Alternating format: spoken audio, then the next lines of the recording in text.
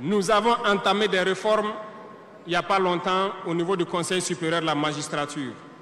Nous avons vu des écrits, nous avons vu des comportements de certains syndicats du monde de la justice. Très bien, certains ont tenté de boycotter tout ce qu'ils peuvent, mais comme le disait Diop, avec ou sans eux, nous allons avancer. Nous avons plaidé pour une justice juste, si on peut le dire. Nous avons sensibilisé beaucoup les gens, mais nous nous sommes rendus compte qu'il y a beaucoup de brebis galeuses dans leur rang, malheureusement. Nous ne pouvons pas comprendre que, malgré tout ce que nous disons, il y a une justice pour le pauvre et une justice pour les riches. Ça ne peut pas continuer. Lorsqu'on le dit, ils disent que nous ne devons pas parler de ça. Nous allons parler de ça et bien même. Remarquez jusqu'au jour d'aujourd'hui, lorsqu'un citoyen lambda qui ignore la loi d'ailleurs, même si on dit nul n'est censé ignorer la loi, un citoyen lambda a un problème en justice, on peut l'attraper, le mettre en prison sans jugement pendant longtemps d'abord. Mais lorsque un autre citoyen a un problème en justice, pour peu qu'il puisse mobiliser 1, 2, 3 avocats, son dossier est rapidement pris en compte, jugé rapidement, pendant que le pauvre, lui, il croupit d'abord en prison. On ne peut pas accepter ça. Il y a des choses, il y a des situations et il y a des choses sur lesquelles nous n'avons pas voulu nous prononcer par juste devoir de réserve, parce que nous sommes à un certain niveau, on ne veut pas parler en premier. Mais nous allons rompre ce tabou-là. Ça ne peut pas continuer comme ça. Il faut que les gens changent de manière d'être. Beaucoup de gens sont toujours en prison sans jugement. Nous allons lancer une campagne bientôt pour juger ces gens-là qui sont en prison pendant des mois sans être jugés. Parce que nous ne pouvons pas payer des gens et vouloir encore qu'on paye lorsqu'il y a un jugement. Ces pratiques vont cesser, ça fait partie du fonctionnement. Malheureusement, je le dis haut et fort, et j'invite donc les magistrats qui sont sincères là, voilà, à donner le ton aussi et à quitter dans une certaine logique. Parce qu'il y a beaucoup de brebis galeuses dans leur rang. Il y a des magistrats corrompus qui se cachent derrière des syndicats pour poser un certain nombre d'actes. Jusque-là, nous sommes restés dans une certaine logique d'essayer de respecter certaines règles. Mais je veux qu'ils comprennent. Ce n'est pas parce qu'ils savent parler. Nous savons parler. Si quelqu'un continue dans cette logique, à chaque instant, nous serons devant le peuple pour les expliquer pourquoi nous avons violé telle décision de justice. Tant que ça ne va pas rencontrer l'assentiment du peuple. Parce que c'est le terme qui existe. La patrie d'abord.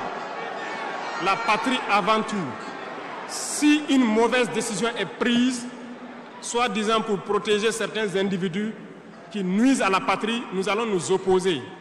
Et nous n'allons pas permettre que la décision soit exécutée. Et nous allons expliquer pourquoi nous nous opposons. Le Conseil supérieur de la magistrature a été modifié dans son architecture. Ils seront installés, si ça n'a pas déjà été fait, et ils vont commencer le travail. Tous ceux qui avaient les dossiers, des magistrats qui avaient été pris la main dans le sac, qui ont des dossiers, on va remettre tout à jour, ils seront jugés aussi, comme les autres. Parce que l'injustice est un fléau qui détruit la société. Oui, l'injustice est un fléau qui détruit notre société. Et il faut que ce soit clair. Certains diront qu'on n'avait pas besoin de le dire ici, on avait besoin de le dire. On les met en garde et ça sera fait. Ils vont le voir dans les jours à venir. Et c'est une mise en garde en même temps au nouveau Conseil supérieur de la magistrature qui sera mis en place de prendre au sérieux tous les dossiers. Certaines personnes ont été forcées à la corruption.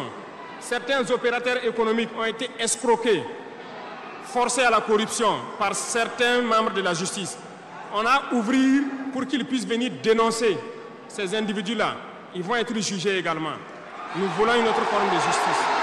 Nous ne le faisons pas pour nous-mêmes, mais nous le faisons pour la masse. Parce que les deux catégories de citoyens, cette minorité qui se retrouve être la minorité dirigeante et la majorité qui est la masse populaire paysanne qui est croupie dans les villages, nous n'allons pas permettre à ce qu'il y ait cette distanciation en matière de justice. Donc, j'ai laissé la partie de la justice en dernière partie pour les dire que la bataille sera lancée. Et nous comptons sur les magistrats honnêtes pour faire le travail honnêtement et expédier de leur rang les corrompus, les vendus et les escrocs. Nous n'allons pas continuer à les embourgeoiser, à les enrichir. On va nettoyer. Et si à partir de ces propos que je tiens aujourd'hui, certains décident de faire des mouvements d'humeur ou de ne pas travailler, ils sont libres. Nous prendrons les mesures qui sied. Mais le pays va avancer. Tout Burkinabé a besoin de dignité. Tout Burkinabé a besoin de vivre en paix. Et la justice doit se donner en tenant compte de certaines valeurs. Nous avons vu des familles qui ont été détruites à cause de petites décisions de justice qui ont détruit cela. Je prends pour exemple, pour une simple bagarre au quartier. Une simple bagarre au quartier, on prend quelqu'un pour coups et blessures, on le met en prison, on ne se rend même pas compte que ce sont ces femmes et ces enfants qui vont périr dans la misère. On détruit des familles pour ça. Nous avons interpellé à relire le code pénal et c'est en relecture. Nous allons changer carrément le modèle de justice. Nous l'avons dit et nous le prêchons. Il y a plein de fautes. Il y a plein de fautes qui peuvent trouver un solutionnement sans être forcément la prison.